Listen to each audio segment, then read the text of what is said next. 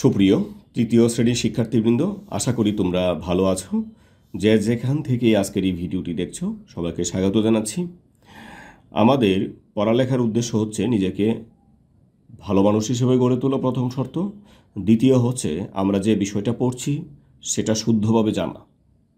তুমি যদি বাংলা পড়ো, বাংলাকেও শুদ্ধভাবে জানতে হবে। ইংরেজি পড়লে ইংরেজিটাকে শুদ্ধভাবে জানতে হবে। গণিত পড়লেও গণিতটাকেও তোমার শুদ্ধভাবে জানতে হবে।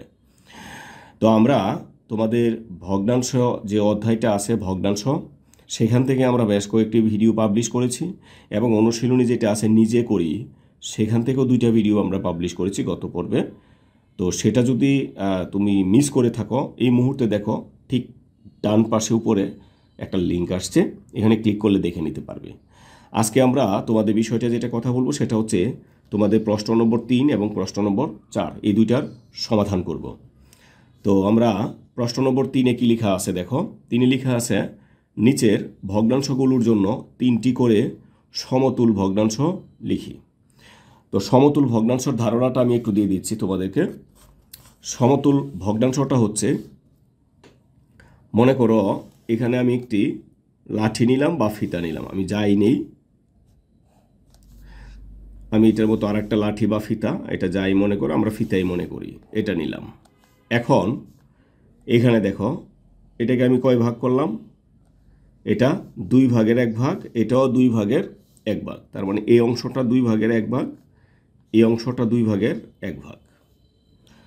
তো এখন দেখো এটা কিন্তু যতটুকু ফিতা ছিল এখানে ততটুকু ফিতায় আছে। এটাকে 2টা ভাগ করেছিলাম আর এটাকে আমি আরও কয়েকটা ভাগ করি।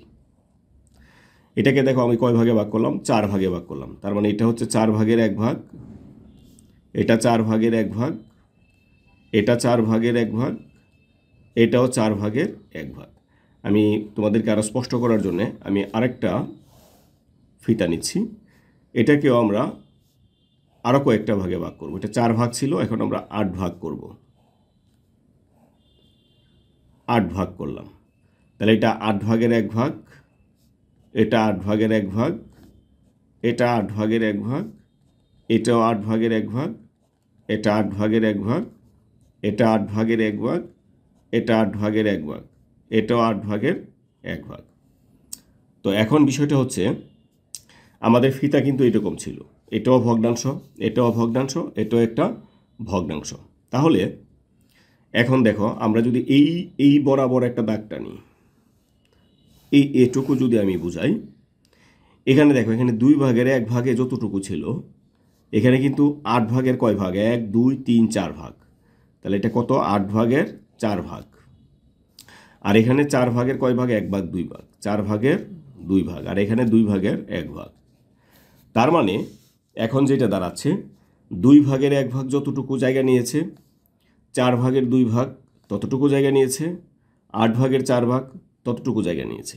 তাহলে এই যে এটা সমান হচ্ছে এটা, এটা সমান এটা, এটা সমান ওইটা, এটা সমান ওইটা, এটা সমান ওইটা, এই যে এইরকম যেটা দেওয়া আছে সেটা হচ্ছে কি সমতুল ভগ্নাংশ।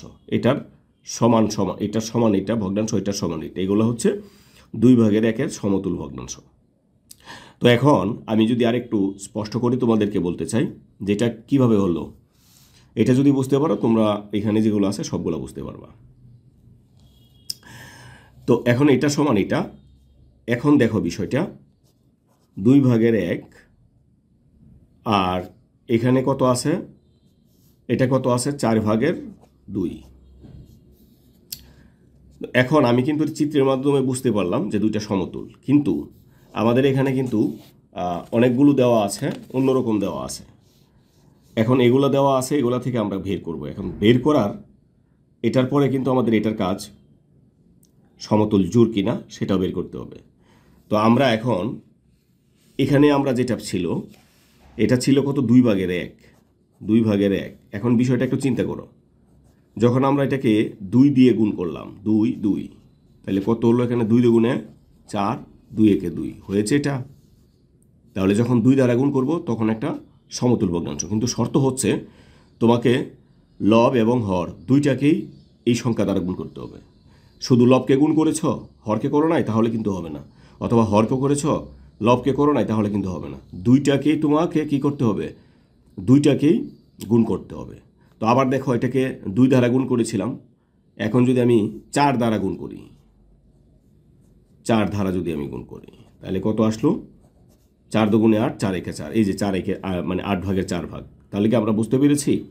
তো এখন আমরা কি বুঝতে পারলাম যে আমরা প্রথম এটা কিন্তু 1 দ্বারা গুণ করলে এটাই হবে, 1 ব্যতীত অন্য সকল সংখ্যা দ্বারা গুণ করব। তার মানে এখানে আমরা 2 দ্বারা গুণ করব এটাকে, 3 দ্বারা গুণ করে এটাকে বসাবো, 4 দ্বারা গুণ করে এটাকে বসাবো।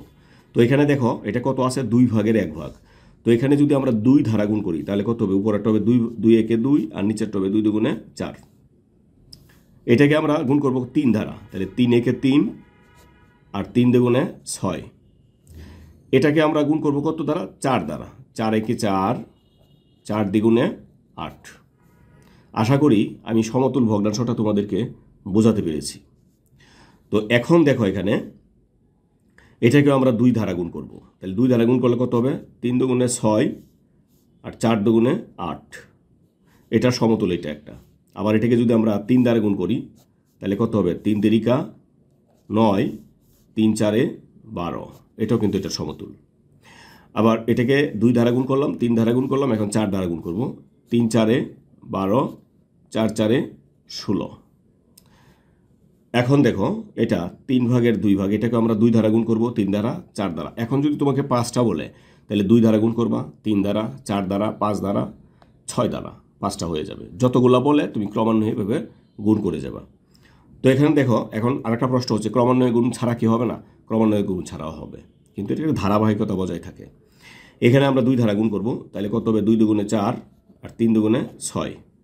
এটাকে আমরা 3 দ্বারা গুণ করলে 3 দুগুণে 6, 3 তিরিকা 9। আমরা 4 দ্বারা গুণ করলে 4 দুগুণে 8, 3 চারে 12। তো এখন এই একটা কাজ আছে, সেটা তোমরা করবা, যদি বুঝতে না পারো অবশ্যই আমাকে জানাবা।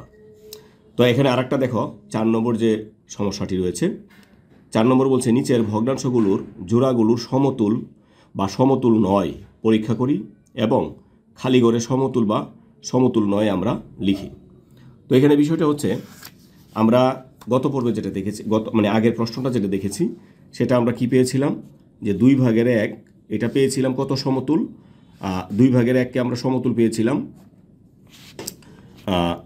4 ভাগের 2, আর একটা সমতুল বের করেছিলাম 8 ভাগের 4 ভাগ, তাই না? আশা করি মনে আছে তোমাদের। এখন এই দুইটা কি সমতুল কিনা আমি একটা পরীক্ষা করব। আমি তো এখন বুঝতে পেরেছি যে দুইটা সমতুল, কেন, কারণ আমি একটা ফিতাকে টুকরা করে আমরা ভেঙেছি।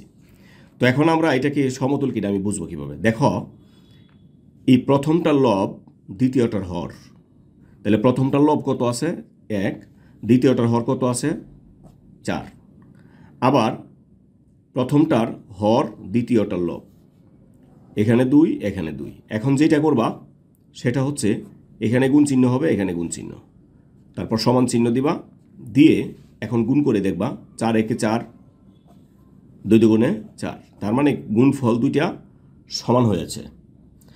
যদি মানে ভগ্নাংশগুলোর একটির লব অপরটির হর, অপরটির লব আরেকটির হর মানে গুণ করা হয়, গুণ করলে হলে যদি গুণফলটা একই থাকে তাহলে সেটা সমতুল ভগ্নাংশ, আর যদি গুণফল একরকম না হয় তাহলে এটা সমতুল ভগ্নাংশ নয়।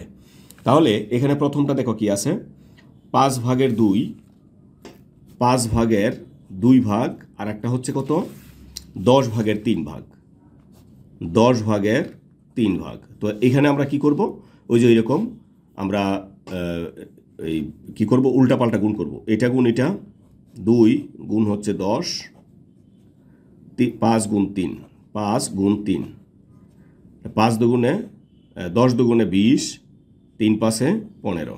তাহলে দুইটা কি একই রকম হলো, এই দুইটা একই রকম হয় নাই, তাহলে আমরা এটা কি লিখব, সমতুল নয়।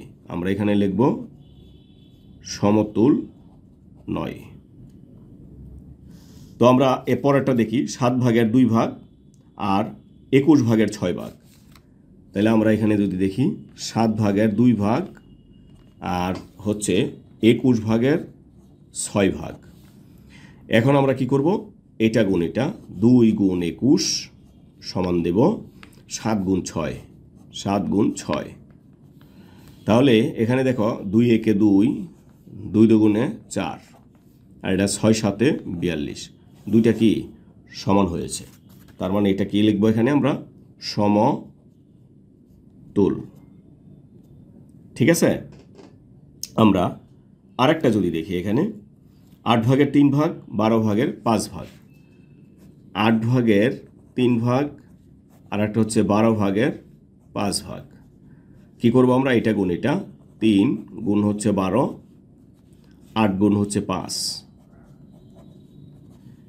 3 দুগুণে 6, 3 একে 3, আর এটা 5 8 40, দুইটা কি এক হয়েছে?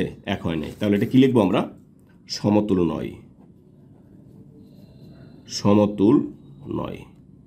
তো প্রিয় শিক্ষার্থী, আমি কিন্তু 3টি সমস্যার সমাধান করে দিয়েছি। তোমাদের এখানে 3টা খালি আছে, এখানে একটা আছে। যদি এগুলো তোমরা বিলাতে পারো তাহলে তোমরা এটা করে দেখাবা, আর না পারলেও আমাকে জানাবা। আমি যদি আমার প্রয়োজনে আরেকটা করা লাগে ভিডিও, আমি করে দেব। তো আগামী ভিডিওটা হবে তোমাদের যোগ বিয়োগ একটা রিভিশন নিয়ে, সেটা দেখার আমন্ত্রণ জানিয়ে এখানে বিদায় নিচ্ছি। ভালো থাকবে সবাই, ধন্যবাদ সবাইকে।